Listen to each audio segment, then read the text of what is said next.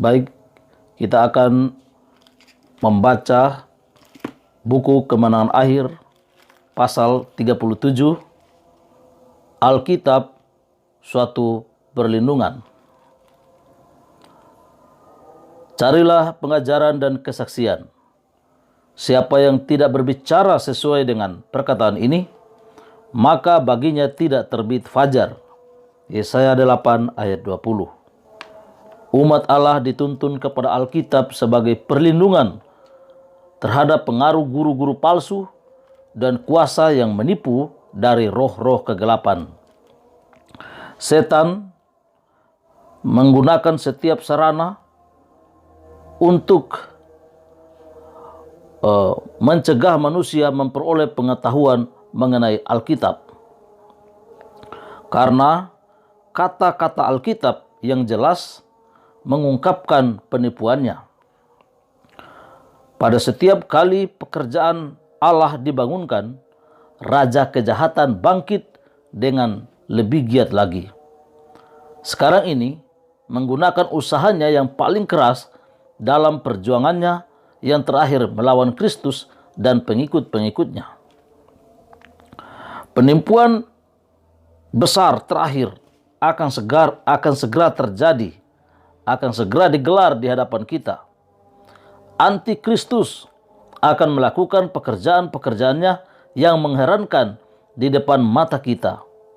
Begitu miripnya pemalsuan itu dengan yang aslinya, sehingga mustahil untuk membedakannya kecuali oleh Alkitab. Setiap pernyataan dan setiap mujizat harus diuji oleh kesaksian Alkitab. Mereka yang berusaha untuk menuruti semua perintah Allah akan ditentang dan dicemoohkan. Mereka bisa berdiri hanya di dalam dan oleh pertolongan Allah. Agar dapat menanggung pencobaan yang datang, mereka harus mengerti kehendak Allah sebagaimana yang dinyatakan di dalam firman-Nya. Mereka bisa menghormatinya hanya apabila mereka mempunyai pengertian yang benar mengenai tabiatnya, pemerintahannya dan maksud-maksudnya, dan bertindak sesuai dengan itu. Hanya mereka yang telah membentengi pikirannya dengan kebenaran-kebenaran Alkitab yang akan bertahan melewati pertentangan besar terakhir itu. Akan datang ujian penelitian yang mendalam kepada setiap jiwa. Akankah saya lebih menurut kepada Allah daripada kepada manusia? Bahkan saat yang menentukan sekarang sudah datang. Apakah kaki kita berpijak kukuh di atas batu karang firman Allah yang tak berubah itu? Apakah kita bersedia untuk berdiri teguh mempertahankan perintah-perintah Allah dan iman kepada Yesus? Sebelum penyalibannya, Juru Selamat menjelaskan kepada murid-muridnya bahwa ia akan dibunuh dan akan bangkit kembali dari kubur, dan malaikat-malaikat hadir untuk mengesankan firman-Nya ke dalam pikiran dan hati mereka. Akan tetapi, murid-murid itu yang mencari kelepasan duniawi dari perhambaan Romawi tidak dapat menerima pemikiran bahwa ia yang menjadi tumpuan harapan mereka akan menderita kematian yang memalukan. Kata-kata yang perlu mereka ingat sirna dari pikiran mereka. Dan pada waktu pencobaan datang, mereka didapati tidak bersedia. Kematian Yesus telah menghancurkan harapan mereka sama seperti jika ia tidak mengamarkan mereka sebelumnya. Jadi, dalam nubuatan masa yang akan datang itu dibukakan di hadapan kita dengan jelas, sama seperti yang dibukakan kepada murid-murid itu oleh kata-kata Kristus. Peristiwa-peristiwa yang berhubungan dengan tertutupnya masa percobaan dan pekerjaan persediaan kepada masa kesukaran disajikan dengan jelas. Tetapi orang banyak itu tidak lebih mengerti kebenaran-kebenaran penting ini daripada tidak pernah dinyatakan kepada mereka sebelumnya. Setan bersiap terus untuk merampas setiap kesan yang akan membuat mereka mengerti mengenai keselamatan. Dan bila mana kesukaran datang, mereka tidak bersedia. Pada waktu Allah mengirimkan amaran-amaran penting kepada manusia yang digambarkan sebagai diumumkan oleh malaikat-malaikat kudus yang terbang di tengah-tengah langit, Ia menuntut setiap orang yang dikaruniai dengan kuasa pertimbangan untuk mengindahkan amaran-amaran itu. Penghakiman yang mengerikan yang diumumkan terhadap penyembahan kepada binatang itu dan patungnya, Wahyu 14 ayat 9-11, harus menuntun semua orang kepada penyelidikan yang sungguh-sungguh mengenai nubuatan untuk mengetahui apa tanda binatang itu dan bagaimana cara agar tidak menerima tanda itu. Tetapi sangat banyak orang yang memalingkan telinganya daripada mendengar kebenaran dan berpaling kepada cerita-cerita dongeng. Rasul Paulus menyatakan sambil memandang kepada hari-hari terakhir, karena akan datang waktunya orang tidak dapat lagi menerima ajaran sehat, tetapi mereka akan mengumpulkan guru-guru menurut kehendaknya untuk memuaskan keinginan telinganya. 2 Timotius 4 ayat 3. Waktu itu telah benar-benar datang. Orang banyak tidak menyukai kebenaran Alkitab. Karena hal itu mengganggu keinginan hati yang penuh dosa dan cinta dunia. Dan setan menyediakan penipuan-penipuan yang mereka sukai. Akan tetapi Allah mempunyai suatu umat di atas dunia ini yang mempertahankan Alkitab, dan hanya Alkitablah sebagai standar semua doktrin dan dasar dari segala pembaharuan. Pendapat-pendapat kaum terpelajar, kesimpulan-kesimpulan ilmu pengetahuan, ringkasan doktrin atau keputusan-keputusan konsili kegerejaan yang banyak dan yang saling bertentangan seperti gereja-gereja yang diwakilinya, suara mayoritas. Tidak satu atau semua ini harus dianggap sebagai bukti untuk menerima atau menolak suatu ajaran iman keagamaan. Sebelum menerima satu doktrin atau petunjuk, kita harus menuntut, demikianlah firman Tuhan, untuk mendukungnya. Setan selalu berusaha menarik perhatian kepada manusia sebagai gantinya kepada Allah. Ia menuntun orang-orang untuk memandang kepada uskup-uskup, pastor-pastor, profesor-profesor teologi sebagai penuntun mereka gantinya menyelidiki Alkitab untuk mengetahui tugas-tugas mereka terhadap mereka sendiri. Kemudian oleh mengendalikan pikiran para pemimpin ini, dia dapat mempengaruhi orang banyak sesuai dengan keimanannya. Ketika Kristus datang untuk mengucapkan firman kehidupan itu, orang-orang biasa mendengarkannya dengan gembira, dan banyak bahkan di antara imam-imam dan penguasa-penguasa yang percaya kepadanya. Tetapi imam besar dan pemuka-pemuka bangsa itu bertekad untuk mempersalahkan dan menolak ajaran-ajarannya. Meskipun mereka gagal dalam usaha untuk mencari kesalahan untuk dituduhkan terhadap dia, meskipun mereka merasakan pengaruh kuasa ilahi dan hikmat yang menyertai kata-katanya, namun mereka mengurung diri dalam prasangka buruk.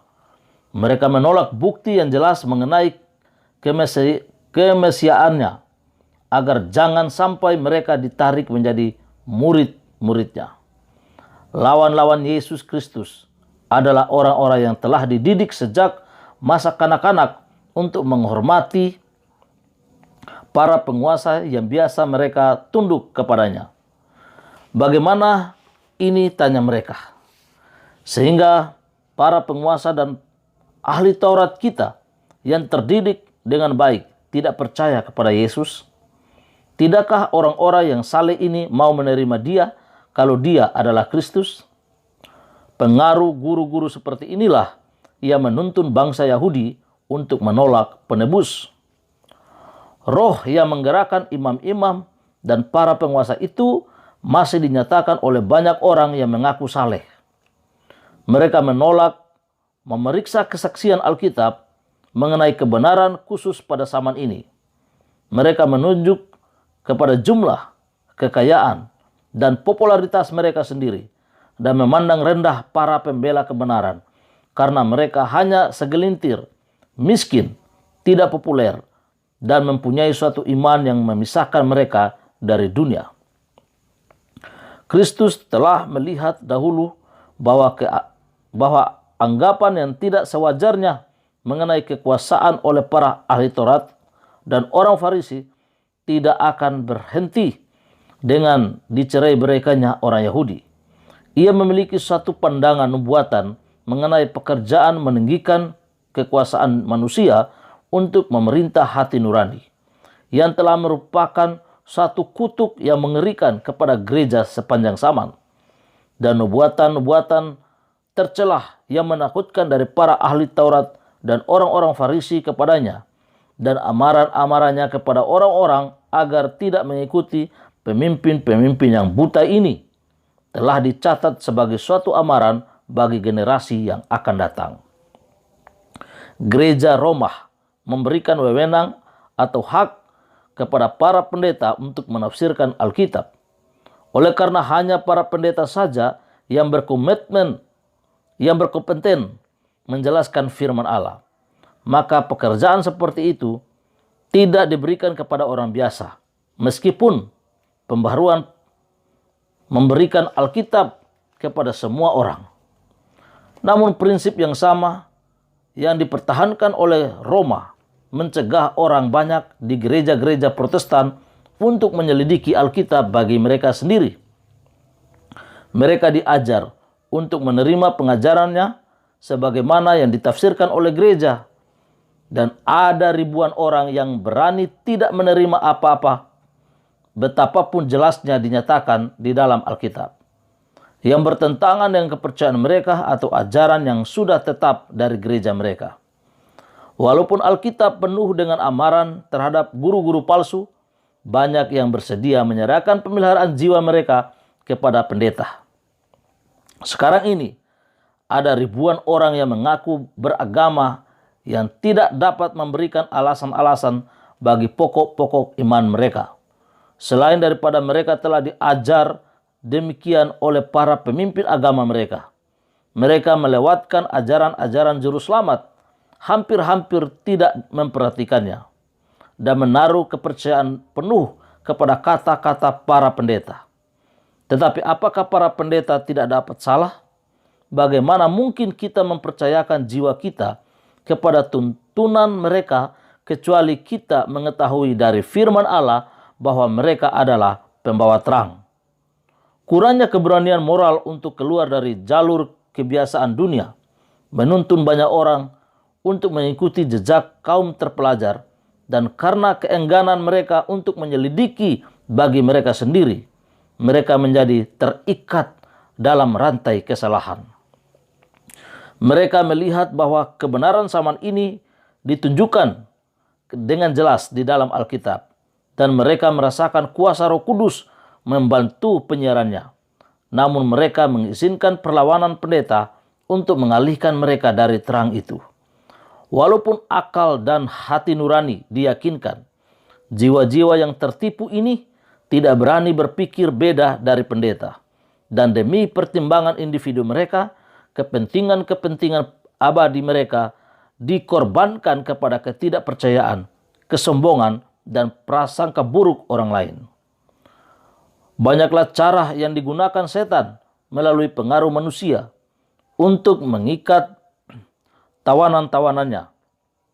Ia menarik orang banyak kepada oleh hubungan mereka dengan benang sutra kasih kepada musuh-musuh salib Kristus. Apapun jenis hubungan ini, orang tua, anak, perkawinan, ataupun sosial, hasilnya sama. Penentang kebenaran menggunakan kuasanya untuk mengendalikan hati nurani, dan jiwa yang ditahan di bawah kuasanya tidak mempunyai cukup keberanian untuk kebebasan menuruti keyakinan tugas mereka. Kebenaran dan kemuliaan Allah tidak bisa dipisahkan. Mustahil bagi kita menghormati Allah oleh pendapat-pendapat kita yang salah, sementara Alkitab ada dalam jangkauan kita. Banyak yang berpendapat bahwa tidak menjadi soal apa yang seorang percayai, asal kehidupannya benar. Tetapi hidup itu dibentuk oleh kepercayaan atau iman. Jika terang dan kebenaran berada dalam jangkauan kita, dan kita melalaikan kesempatan untuk mendengar dan melihatnya, sesungguhnya kita menolaknya.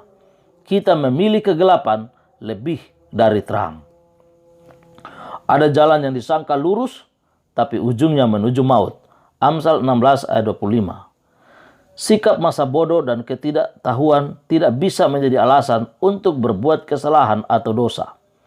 Bila mana ada sesuatu kesempatan untuk mengetahui kehendak Allah, seseorang yang sedang mengadakan perjalanan tiba pada satu tempat di mana ada beberapa jalan raya, dan di situ ada papan petunjuk jalan yang mengatakan arah tiap-tiap jalan itu. Jika orang yang sedang mengadakan perjalanan itu mengabaikan papan penunjuk jalan itu dan ia memilih jalan yang tampaknya baginya benar, betapapun sungguh-sungguhnya dia, tetapi ada kemungkinan ia mengambil jalan yang salah. Allah telah memberikan kepada kita firman-Nya supaya kita menjadi terbiasa dengan ajaran-ajarannya dan mengetahui apa yang Ia tuntut dari kita sendiri. Pada waktu ahli hukum itu datang kepada Yesus dengan pertanyaan, "Guru, perbuatan baik apakah yang harus kuperbuat untuk memperoleh hidup yang kekal?" Juru selamat menunjuk kepada Alkitab dengan berkata, "Apa yang tertulis di dalam hukum itu? Bagaimana kamu baca?" Sikap masa bodoh tidak akan memaafkan orang muda atau orang tua atau membebaskannya dari hukuman karena pelanggaran hukum Allah. Sebab pada tangan mereka telah ada hukum, prinsip-prinsipnya, dan tuntutan-tuntutannya. Tidak cukup hanya memiliki niat yang baik. Tidaklah cukup hanya melakukan apa yang dipikir oleh seseorang adalah benar atau apa yang pendeta katakan adalah baik. Keselamatan jiwanya dipertaruhkan dan ia harus menyelidiki Alkitab untuk dirinya sendiri. Bagaimanapun kuatnya keyakinannya, bagaimanapun besarnya rasa percaya dirinya bahwa pendeta mengetahui apa itu kebenaran, ini bukanlah dasar baginya. Ia mempunyai sebuah peta yang menunjukkan setiap tanda jalan dalam perjalanan menuju surga. Dan ia tidak boleh menerka-nerka sesuatu. Adalah tugas utama dan tertinggi setiap makhluk yang rasional yang mempelajari dari Alkitab apa itu kebenaran, lalu berjalan di dalam terangnya dan mendorong orang-orang lain untuk mengikuti teladannya. Kita harus mempelajari Alkitab itu dengan tekun setiap hari, menimbang setiap pemikiran dan membandingkan ayat dengan ayat lain. Dengan pertolongan ilahi, kita membentuk sendiri pendapat kita untuk kita sendiri, sebagaimana kita harus menjawab untuk kita sendiri di hadirat Allah. Jikalau manusia menerima Alkitab sebagaimana ia baca, jikalau tidak ada guru-guru palsu yang menyesatkan dan membingungkan pikiran, pekerjaan akan tercapai yang membuat malaikat-malaikat senang dan yang akan membawa ke pihak Kristus ribuan orang yang sekarang sedang mengembara dalam kesalahan. Kita harus menggunakan seluruh kuasa pikiran untuk mempelajari Alkitab dan mengarahkan perhatian kita untuk mengerti sejauh yang dapat dipahami manusia fana perkara-perkara yang dalam mengenai Allah. Namun kita tidak boleh lupa bahwa penurutan dan kepatuhan seorang anak adalah roh yang benar seorang pelajar. Hal-hal sulit di dalam Alkitab tidak pernah dapat diatasi dengan metode yang sama yang digunakan menangani masalah-masalah falsafah. Kita tidak boleh mempelajari Alkitab dengan bergantung kepada diri sendiri sebagaimana yang dilakukan banyak orang dalam bidang-bidang ilmu pengetahuan, tetapi dengan bergantung kepada Allah di dalam doa dan dengan kerinduan yang sungguh-sungguh untuk mengetahui kehendak Allah.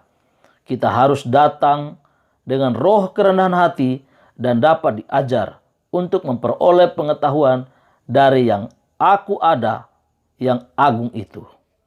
Jika tidak, malaikat-malaikat jahat akan membutakan pikiran kita sedemikian rupa dan mengeraskan hati kita sehingga kita tidak akan dipengaruhi oleh kebenaran itu. Banyak bagian dari Alkitab yang dikatakan kaum terpelajar sebagai misteri atau dilewatkan sebagai yang tidak penting adalah bagian-bagian yang penuh dengan penghiburan dan petunjuk kepada kita yang telah diajar di sekolah Kristus. Salah satu alasan mengapa banyak ahli teologi tidak mempunyai pengertian yang lebih jelas mengenai firman Allah adalah karena mereka menutup mata kepada kebenaran yang mereka tidak suka mempraktikannya. Pengertian kebenaran Alkitab tidak terlalu bergantung kepada kuasa intelek yang digunakan untuk menyelidikinya, tetapi lebih kepada bulatnya tekad dan kerinduan yang sungguh-sungguh untuk mengetahui kebenaran. Janganlah pernah mempelajari Alkitab tanpa permintaan doa. Roh Suci sendiri dapat membuat kita merasa pentingnya perkara-perkara yang mudah dimengerti atau mencegah kita dari memutarbalikan kebenaran yang sulit dimengerti. Adalah tugas malaikat-malaikat surgawi untuk menyediakan hati untuk mengerti firman Allah sehingga kita terpesona akan keindahannya, dinasihati oleh amaran-amarannya, atau digerakkan atau dikuatkan oleh janji-janjinya. Kita harus menjadikan permohonan pemazmur itu menjadi permohonan kita. Singkapkanlah mataku supaya aku memandang keajaiban-keajaiban dari Tauratmu. Mazmur 119 ayat 18. Pencobaan seringkali tampaknya tidak dapat dilawan karena melalaikan doa dan mempelajari Alkitab. Orang yang dicobai itu tidak dapat mengingat janji-janji Allah dan menghadapi setan dengan senjata Alkitab. Tetapi malaikat-malaikat ada di sekeliling mereka yang mau diajar dalam perkara-perkara ilahi. Dan pada waktu yang sangat diperlukan, malaikat-malaikat itu akan membawa kepada ingatan mereka kebenaran-kebenaran yang diperlukan. Dengan demikian, ia akan datang seperti arus dari tempat yang sempit yang didorong oleh nafas Tuhan. Yesaya 59 ayat 19. Yesus berjanji kepada murid-muridnya, tetapi penghibur itu yaitu Roh Kudus yang akan diutus oleh Bapa dalam namaku. Dialah yang akan mengajarkan segala sesuatu kepadamu dan akan mengingatkan kamu akan semua yang telah kukatakan kepadamu. Yohanes 14 ayat 26. Tetapi pengajaran Kristus haruslah terlebih dahulu disimpan dalam pikiran agar Roh Allah membawanya ke dalam ingatan kita atau mengingatkan kita kepada saat datang bahaya. Dalam hatiku aku menyimpan janjimu, kata Daud, supaya aku jangan berdosa terhadap engkau. Mazmur 119 ayat 11. Semua orang yang menghargai kepentingan kekal mereka harus berjaga-jaga terhadap masuknya skeptisisme atau rasa ragu-ragu dan rasa curiga. Pilar-pilar kebenaran akan diserbu. Mustahil untuk menghindar dari jangkauan cemoohan dan tipu dayanya. Dan pengajaran kekafiran modern yang palsu dan tersembunyi. Setan menyelesaikan pencobaan kepada semua golongan. Ia menyerang yang buta huruf. Setan menyerang yang buta huruf dengan lelucon dan ejekan. Sementara kaum terpelajar dihadapinya dengan argumentasi-argumentasi ilmiah dan falsafah. Dengan tujuan untuk membangkitkan ketidakpercayaan atau menghinakan Alkitab. Bahkan orang muda yang kurang berpengalaman pun berani menyatakan keraguannya terhadap prinsip-prinsip fundamental kekristenan. Dan ketidakpercayaan pemuda ini, walaupun sifatnya dangkal, mempunyai pengaruh.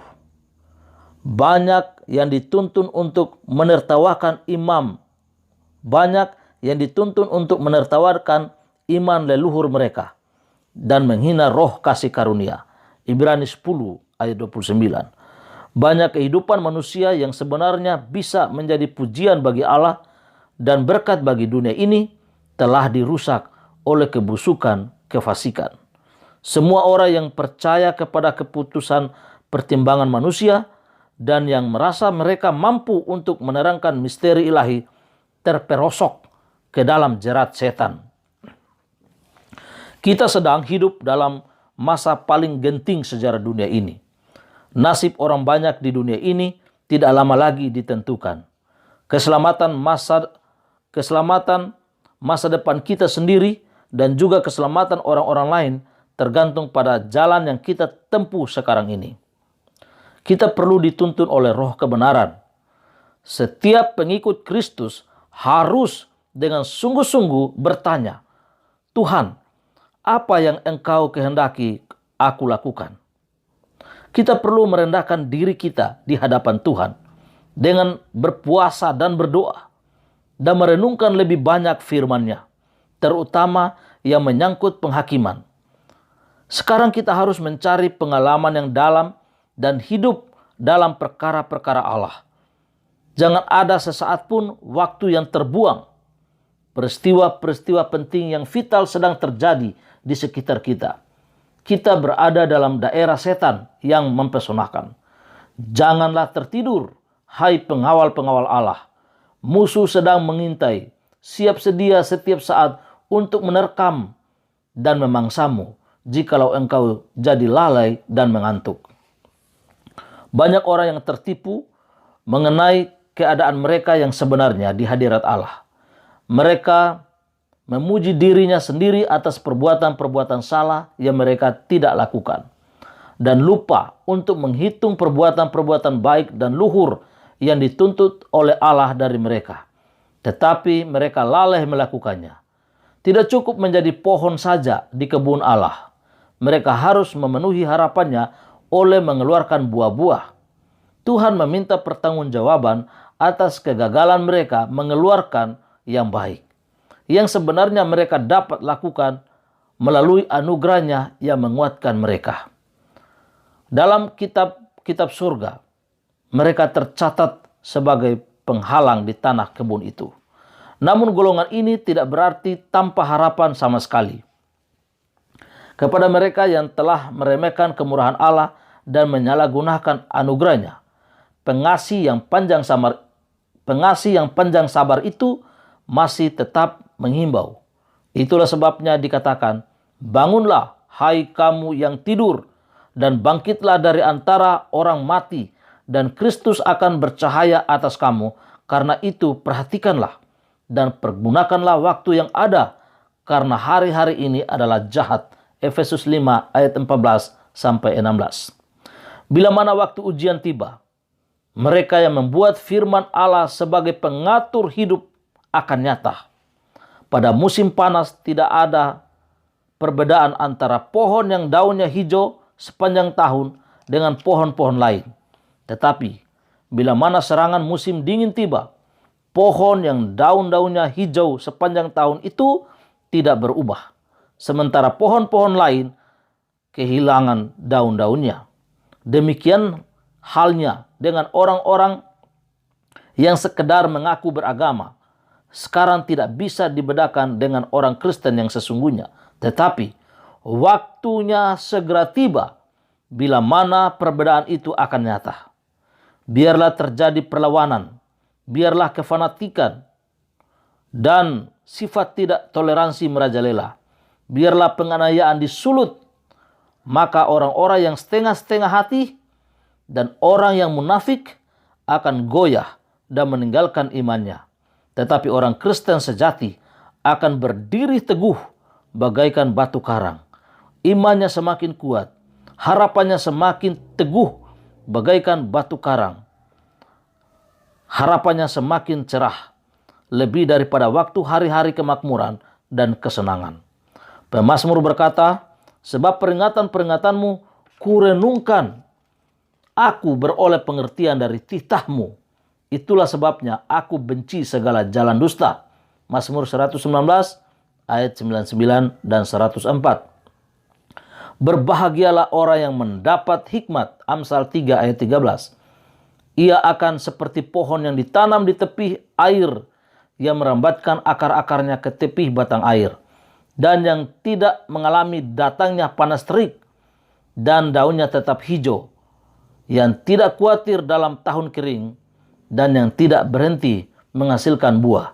Yeremia 17 ayat 8.